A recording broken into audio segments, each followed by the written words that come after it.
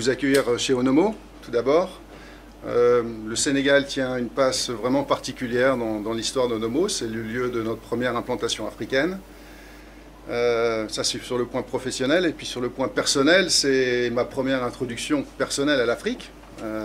Auparavant, je connaissais bien les États-Unis, l'Europe, mais en fait, le Sénégal, ça a été ma première introduction africaine. Et donc, ce Sénégal tiendra toujours une place très particulière dans mon cœur. Voilà.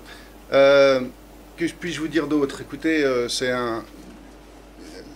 Olivier Théry m'a aussi introduit à l'Afrique, m'a montré l'Afrique, avant de choisir beaucoup de pays et d'investissements en Onomo. On a passé, Olivier et moi, beaucoup de temps à voyager, à rencontrer des gens, et il m'a fait découvrir Saint-Louis il y a assez longtemps maintenant, et on essaye, je m'efforce chaque année de revenir sur ces terres de Saint-Louis avec Olivier. C'est un endroit que j'aime beaucoup, c'est un endroit que je partage à titre personnel, que je partage avec ma famille d'ailleurs.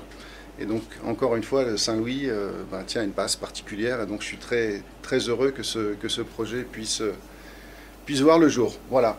Le groupe Onomo est présenté sur cette carte ici. Voilà, donc c'est un projet qu'on développe depuis maintenant plus d'une quinzaine d'années.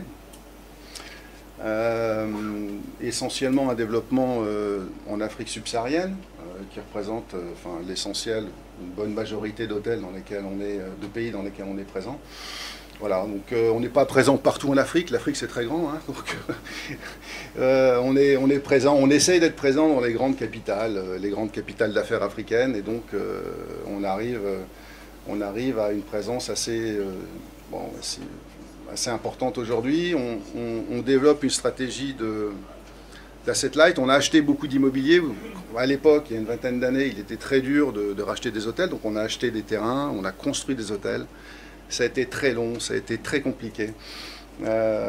Et aujourd'hui, après avoir développé aussi beaucoup et investi beaucoup de capitaux, on essaye de signer des contrats de management et essayer de développer la marque. Parce qu'au bout du bout, au-delà de la valeur des murs et de la pierre, on pense que la vraie valeur d'Onomo, c'est sa marque.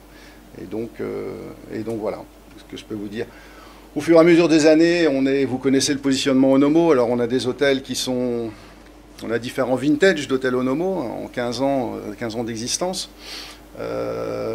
Mais en tout cas, on essaie de développer la marque sur un positionnement premium ou un peu plus distinct dans le cadre d'un positionnement boutique-hôtel. Voilà, donc ça dépend des localisations, ça dépend des zones dans lesquelles on est. On essaie d'être en mesure de pouvoir offrir une offre différente pour nos clients, tout en essayant de garder l'âme et l'ADN Onomo. Voilà. Patrick, souhaiterais-tu dire quelques mots? Monsieur le directeur général. Monsieur le directeur Monsieur Grossetête. Monsieur le président directeur général, monsieur le directeur général.